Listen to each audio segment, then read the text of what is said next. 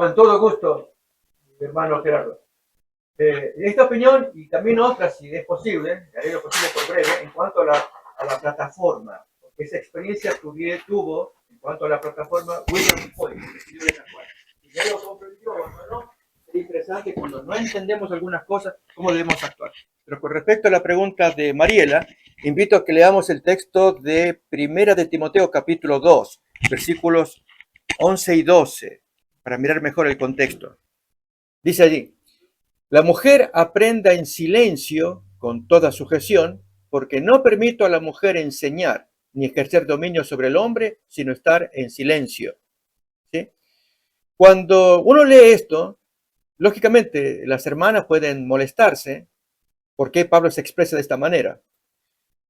Hay autores que han publicado, el caso de un matrimonio, Kruger se llama, que toma el título del texto para publicar un material, pero que va en contra de lo que el texto enseña, diciendo que era una práctica típica de Éfeso por causa de la idolatría de Éfeso, de lo que acabas de decir del culto a la diosa Diana o Artemisa, famoso en una de las 7 maravillas del mundo, un templo enorme con una diosa de muchos pechos, muy pagano ese culto que estaba allí. Y por lo tanto las mujeres estaban prostituyéndose y ejerciendo autoridad allí. Entonces, estos autores han escrito un libro diciendo que ese texto solamente se aplica a Éfeso, pero no tiene consecuencia posterior. Lógicamente hubo mucha reacción en contra. Hay muchos pastores que escribieron contra esa opinión. Pero hay aquí que invito a leer un poco más todavía el versículo para decir que merece ser estudiado, y ahora comento un poco más, por lo que sigue a continuación. Esto no es una opinión de lo que pasó en Éfeso. Esto es estándar desde la creación. ¿Qué cosa? No le permito a la mujer enseñar ni ejercer dominio sobre el hombre. Entonces, el versículo 13 en adelante explica por qué y da las razones de Génesis.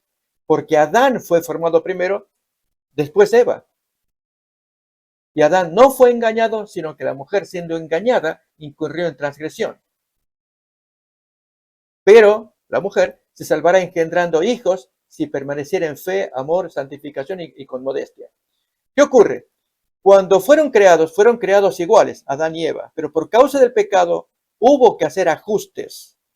Y entre esos ajustes está el tema de la autoridad, por causa del pecado. Uno tiene que prevalecer sobre el otro. Y Dios dispuso, por eso aparece en Génesis capítulo 3, 16, cuando le habla a la mujer acerca de las maldiciones que se vienen. Tú darás a luz en tales condiciones, multiplicaré en gran manera los dolores en tus preñeces, con dolor darás a luz tus hijos, y tu deseo será para tu marido, y él se enseñoreará de ti.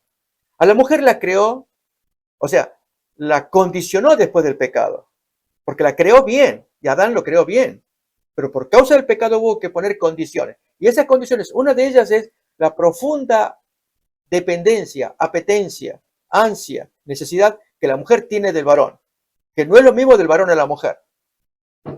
¿Por qué las mujeres cuando son jóvenes andan pensando en matrimonio? Los varones no, le huyen al matrimonio, ya cuando son viejos quizás. Entonces, somos distintos, ya de la creación. Pero luego dice, Él se enseñoreará de ti. Pero a la luz de Efesios 5 se entiende qué significa enseñorearse. Es cuando satisface a la mujer. Eso cuenta Pablo acerca de Jesús. Que Jesús a la iglesia la engalana, daría la vida por ella, para convertirse en señor de ella. Así también el marido. Cuando el marido cuida a su mujer, la llena, entonces naturalmente se convierte en líder. Ese fue el sentido original de ese texto de Génesis 3:16 y la explicación que Pablo va a dar en Efesios 5. Pero volviendo otra vez a 1 de Timoteo 2, ¿por qué el hombre necesita tener autoridad? En el versículo 12, cuando dice que no le permito a la mujer enseñar primero, ni ejercer dominio sobre el hombre, para que se lo entienda bien, no es que la mujer no pueda enseñar, porque aún en el texto de 1 de Corintios 14, cuando le toca hablar acerca de las profecías, o incluso el mismo capítulo 11, también habla de la mujer, y que la mujer se le da el cabello cuando tiene que orar y todo eso. Entonces se muestra que la mujer tiene participación en la iglesia, pero enseñar, es en el contexto del siguiente punto, ejerciendo dominio. Para entenderlo mejor, al dar vuelta esas dos palabras se entiende mejor, a la luz de un texto de Apocalipsis. Leo otra vez, pero dando vuelta, 1 de Timoteo 2:12. No le permito a la mujer ejercer dominio sobre el hombre ni enseñar. ¿Qué ocurre? Cuando hay mujeres que enseñan ejerciendo autoridad sobre el hombre, es el caso de Jezabel, según cuenta Apocalipsis capítulo 2. Y ahora cuento otro asunto todavía grave con la época que estamos viviendo, de mujeres que enseñan incorrectamente, pero cuando alguien quiere corregir, corre grave riesgo. Leo entonces Apocalipsis capítulo 2 acerca de Jezabel, aparece en el versículo 20, en el mensaje a Tiatira. Dice, pero tengo unas pocas cosas contra ti, que toleras que esa mujer, Jezabel, ahora va a hablar de autoridad, que se dice ser profetisa, eso indica autoridad, enseñe y seduzca a mis siervos a fornicar. Ahí entramos en el terreno, que enseña distorsionando, pero con autoridad. Dios no quiere eso. Si hay alguien que va a distorsionar, o sea, que tiene autoridad y que distorsiona, lo hace el hombre, las más de las veces. De hecho, Pablo en sus cartas condena la distorsión de gente que predica mal. Figelo, Himeneo y Fileto. Ahí cita en 2 de Timoteo capítulo 2, que dicen que la resurrección ya se efectuó y trastornan la fe de algunos. Entonces Pablo escribe con nombre y apellido gente que distorsiona la doctrina, enseña la doctrina, son predicadores, tienen autoridad como hombres y predicadores para hablar y distorsionan.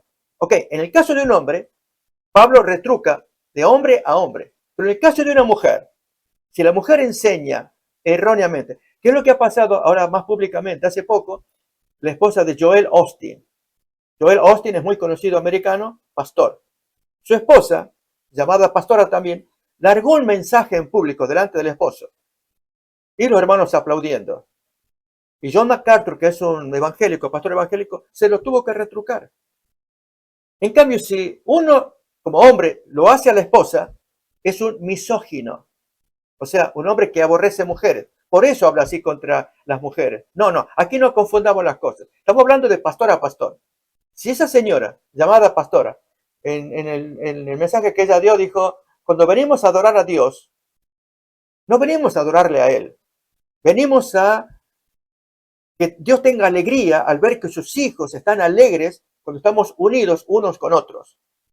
No tanto adorarlo a Dios, o sea, satisfacer alguna exigencia de parte de Dios. Es la nuestra, estar unidos, felices, alegres, y Dios, como Padre, desde arriba, mira que están todos felices cuando se han convocado para adorarle a Él. O sea, invirtió los términos. Entonces MacArthur la corrige. Pero ¿qué ocurre? Si un pastor la corrige, hermanita, usted está diciendo mal. Venimos a adorar a Dios porque Dios quiere que le adoren. Es para nuestro bien, pero no para nuestra satisfacción, y que Dios no quiere que le adoren a Él, sino que busquemos satisfacción entre nosotros.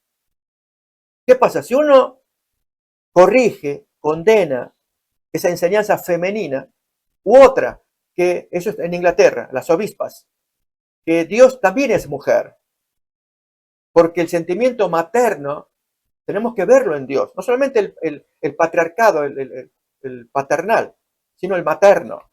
Entonces, eso, incluso con la Virgen María se usa ese argumento también, que María, la madre, y el sentimiento materno que de un hijo que va a la madre. Entonces, ese tipo de argumento femenino, en el caso de la Iglesia Católica lo dicen los curas, en el caso de la Iglesia Anglicana lo dicen las obispas. Alguien tendrá que corregir, porque queremos ir más allá de la revelación bíblica. Pero cuando uno corrige a una mujer, ahí entramos en un problema que es contra el empoderamiento de la mujer, según la nueva Agenda 2030. Que en el lenguaje popular tenemos que empoderar a la mujer, darle poder, etc. Y si uno critica eso, y un pastor critica el sermoncito que dio una hermanita pastora, se nota que el hombre es misógino, odia a las mujeres. Entonces, tenemos que tener cuidado, no podemos dar semejante autoridad al enemigo contra lo que la Biblia enseña, y especialmente el texto que hemos leído de Timoteo, que dice que no le permito a la mujer que tenga tal autoridad que distorsione con su enseñanza, abra nuevo camino, como hizo Jezabel, enseñar a fornicar, etc. Hay pastoras o predicadores, dijiste bien, Gerardo, y es correcto. Predicador y pastora no es lo mismo. Predicador habla, pero siempre un predicador va a estar bajo la autoridad del líder. Si es un pastor, por ejemplo, un hermano laico que entra a la iglesia, predica. Y si predica algún error, los hermanos inmediatamente van a su líder. Pastor, mire, el hermano fulano predicó, no sé cómo lo ve usted. No, hermano, déjeme que hable a solas con él. Pero si entra una pastora a predicar y ella lanza un error, ¿quién va a tener la autoridad de decirle de pastora a pastora sin ser criticado como misógino? Entonces, Dios no quiere que se deslicen mensajes que luego tengan que ser cuestionados porque son erróneos. Déjenlo en el hombre que predique, y si comete errores, como pasa con Himeneo y Fileto, aparece Pablo criticando y corrigiendo ese error. Pero cuando aparecen las hermanas pastoras, en cambio la predicadora, cuando ella predica y comete algún error, hermanita, usted puede tener una entrevista, el pastor quiere hablar con usted. Sí, cómo no. Y el pastor le dice, hermanita, mire, muy lindo su sermón, pero hay una frase que usted dijo. Oh, pastor, disculpe, yo no me di cuenta. Ok, no hay problema, ya después lo vamos a corregir. La mujer está sumisa, sometida, no, sumisa. Por eso en los textos aparece, incluso hasta de las profetisas, Débora, Hulda, mujer de Salum, Débora, esposa de Lapidot. Están sumisas, es la orden de Dios. Por eso el texto dice, si tiene que aprender, esté en sujeción, vaya al marido, pregúntele aquí y aprenda todo lo que tiene, porque su labor es en la familia, se salvará engendrando hijos. Esa es la tarea de una esposa. Apoyar el hogar, apoyar al hombre que es el que pone la cara en la calle, en la predicación, en la iglesia. Y la mujer está como un respaldo de oro, cuidando a los hijos, la familia, y saliendo, haciendo que esos hijos imiten luego al padre. Entonces ella va a pelear en el terreno de los hombres, con las ideas, aquí y allá, y ella opina, y estamos así como las pastoras, entramos en un terreno al cual Dios no bendice, que el mundo lo haga, allá ellos. Pero nuestro mensaje ya viene desde el Génesis, cómo Dios condicionó después del pecado al hombre y a la mujer.